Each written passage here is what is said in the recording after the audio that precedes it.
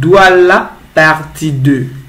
Aquaba sur les Chevaliers du Net, la chaîne de formation dédiée à la programmation. Je suis Parala Snap, formateur, programmeur, créateur du groupe Les Chevaliers.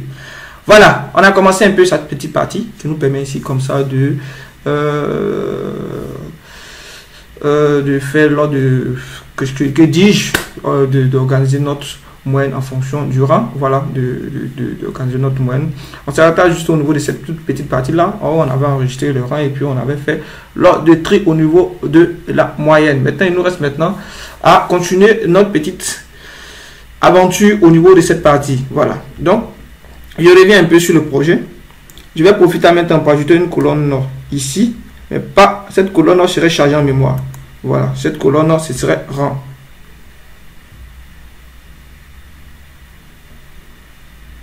Je vais appeler ça rang. Ok. Voilà. Donc, elle est belle de bien ajouter.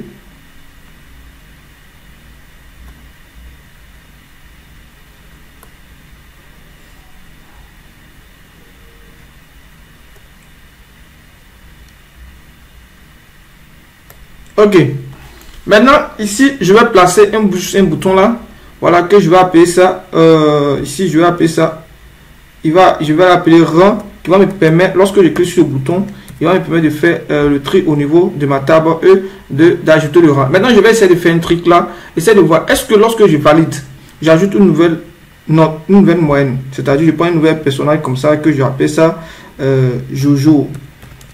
Jojo, que son matricule c'est Jojo 12 ans. Que je mets sa moyenne, exemple, je mets sa moyenne qui est sa moyenne est bon, je vais mettre sa moyenne est 9. Est-ce que ça va toujours organiser en fonction de l'ordre?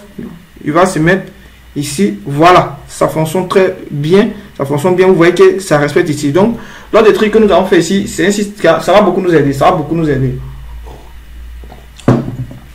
Donc je viens au niveau de mon rang, de mon petit bouton rang que j'ai fait. C'est ici, je vais mettre l'algorithme. Vous pouvez mettre l'algorithme si vous voulez, hein, vous pouvez le mettre le système de calcul de votre rang. Ici, on va utiliser ici la boucle for pour nous, la boucle pour, j'ai dit for, voilà, for c'est en anglais, c'est la boucle pour nous permettre d'afficher nos différents rangs. Donc, du pour, on va d'abord définir i est un entier. Voilà, on va dire i est un entier, hein. Vous pouvez mettre tout ce que vous voulez, i est un entier. Vous pouvez utiliser j ou bien cela va dépendre de vous. Moi, il est un entier. Maintenant, pour i. Voilà, j'appuie ici, ils vont me dire I, voilà, on me dit valeur maxi. Valeur maxi, moi ma valeur maxi c'est quoi? Ça part de 1, c'est-à-dire la valeur, ma valeur mini ça part de 1.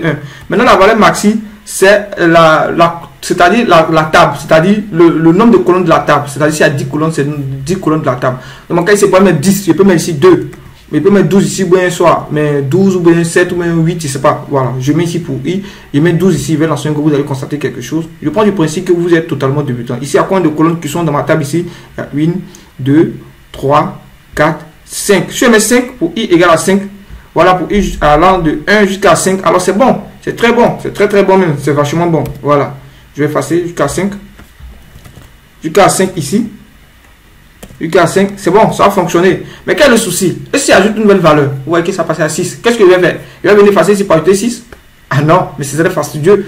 Si j'ajoute encore une autre valeur, moi je efface une autre valeur, deux valeurs. Je vais faire comment? Je fasse pour venir, je vais ajouter, je vais diminuer le nombre de valeurs qui est ici. Donc, pour cela, je vais utiliser une fonction, voilà, en Windows, on dit procédure, une procédure qui va me permettre de déterminer le nombre de colonnes ici. Voilà, il y en a plusieurs. Moi, j'utilise tab compte.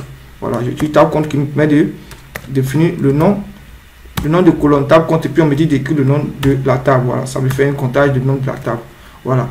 Donc, parce que si on peut faire un test, hein, on va mettre info i. Voilà, on va mettre info i. Vous voyez, vous allez voir info i.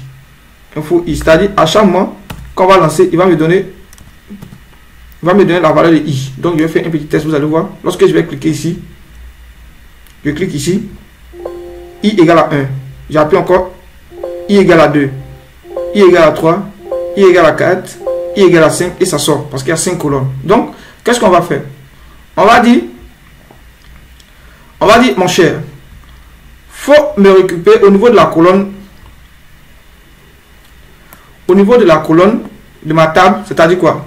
On va prendre la table ici. Est-ce que je définissais une variable que j'appelais ça table? Donc je vais dire, je peux me dire, bon, je vais laisser comme ça. Mais lorsqu'il y a plusieurs tables, plus souvent c'est intéressant de définir des variables. Voilà.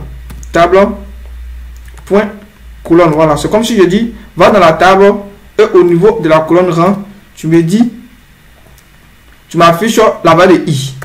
Voilà. C'est-à-dire, quand il va venir au niveau de la première colonne, je vais mettre ici, au niveau de la première colonne, lorsque il sera au niveau de la première colonne, c'est-à-dire lorsque i est égal à 1, la première colonne c'est égal à 1. Deuxième, ensuite de suite. Voilà. Donc on fait un test, vous allez voir.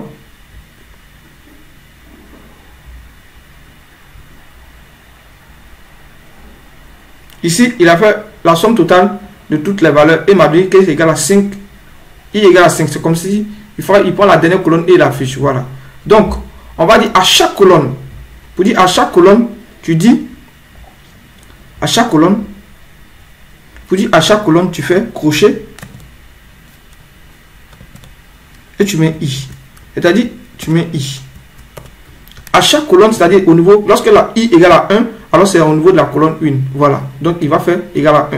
Lorsque i égale à 2, on sera au niveau de la colonne 2. Donc, si on réécrit encore dessus, vous allez constater que ici, ça fait 1, 2, 3, 4, 5, 6. Et si on ajoutait les n?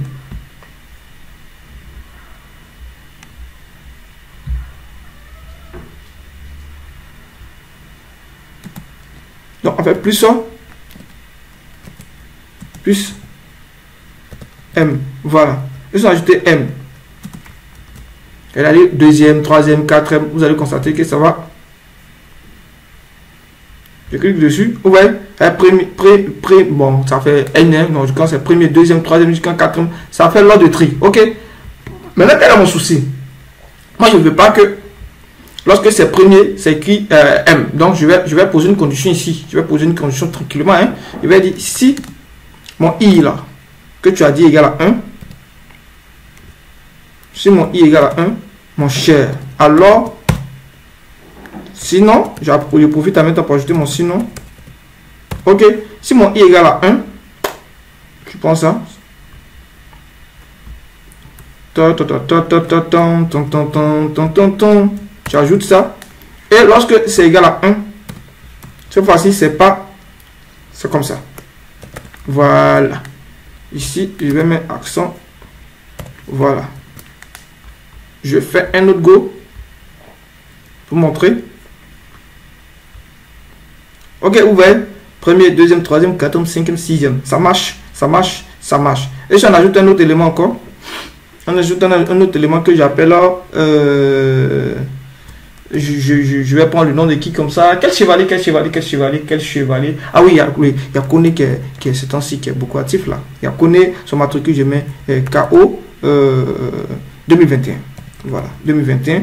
Et Samuel connaît très bon, connaît très très bon. Donc je peux quelle note comme vous connaissez. Je mets 17, je mets 16. Voilà, je mets 16. Je valide. Lorsque je valide, vous voyez que ici, ça va actualiser la table. Comme étant donné que ça actualise la table, mon système de comptage n'est pas ici, c'est pas implanté ici. Donc, raison pour laquelle il synchronise la même temps et puis il le fait. Mais sur le refrain dessus, vous allez voir que ça fait. Voilà, la moyenne de 17 que j'ai mis ici, qu'on est deuxième. Voilà. Ah, donc pour l'instant, on est déjà sur la voie. C'est bon. Voilà, on est sur la voie. Il nous reste à faire quoi? Et si on met notre valeur ici, on met Tano. On met Tano. Matricule, on met ta 34 et Samuel c'est 17 également. Qu'est-ce qu'on constate? Lorsqu'on génère nos rangs, on se rend compte que au niveau de Tano, il est deuxième.